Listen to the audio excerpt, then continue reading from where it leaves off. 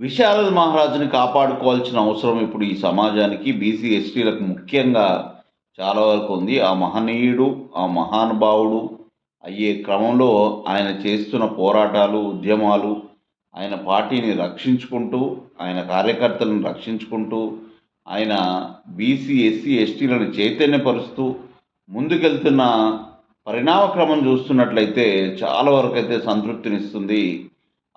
BC, SC, ST సమాజం తప్పకుండా విశారద మహారాజుని కాపాడుకోవాలి. విశారద మహారాజు వెన్నంటే ఉండాలి. విశారద మహారాజు కూడా నాదొకే ఒక కోరిక.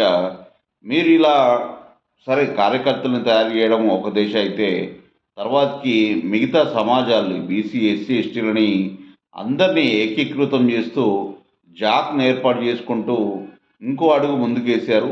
ఆ అడుగులో భాగంగా ఇంకా ముందుకెళ్ళే ప్రయత్నంలో భాగంగా మీరు వెళ్తున్నారు. వెళ్ళినా గానీ నాదొకే ఒక కోరిక.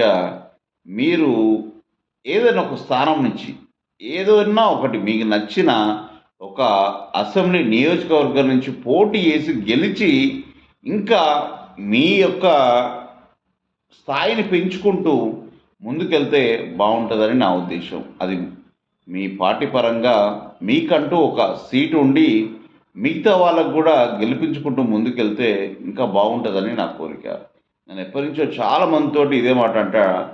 ఆర్ఎస్ ప్రవీణ్ కుమార్ సారు మీకు పోటీగా వచ్చినా గానీ మీరు కలవకుండా, మీరు సరే ఇద్దరి మధ్యలో ఎలాంటి సఖ్యత లేక జరిగిందో, జరగలేదో అది సరే అదో కోణం. అదొక యాంగిల్ అది పక్కన పెడితే, ఏం జరిగిందనేది అది పక్కన పెడితే, సో జరిగిపోయిన చరిత్రను పక్కకు పెడితే, జరగబోయే చరిత్రలో భాగంగా మీరిప్పుడు అందరికీ రోల్ మోడల్‌గా ముందుకెళ్తున్నారు.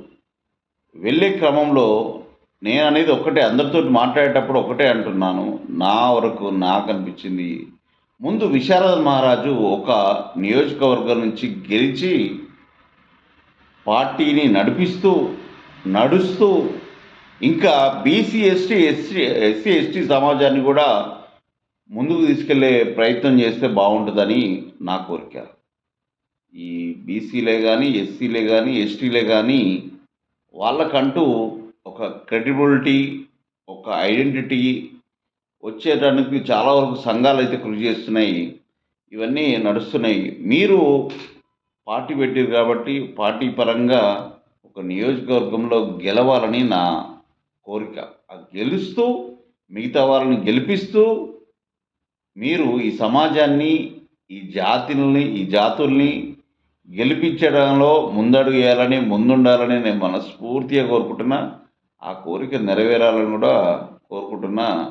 విశారద మహారాజు మహనీయుడిగా చరిత్ర ముగించాలని నేను మనస్ఫూర్తిగా కోరుకుంటున్నా.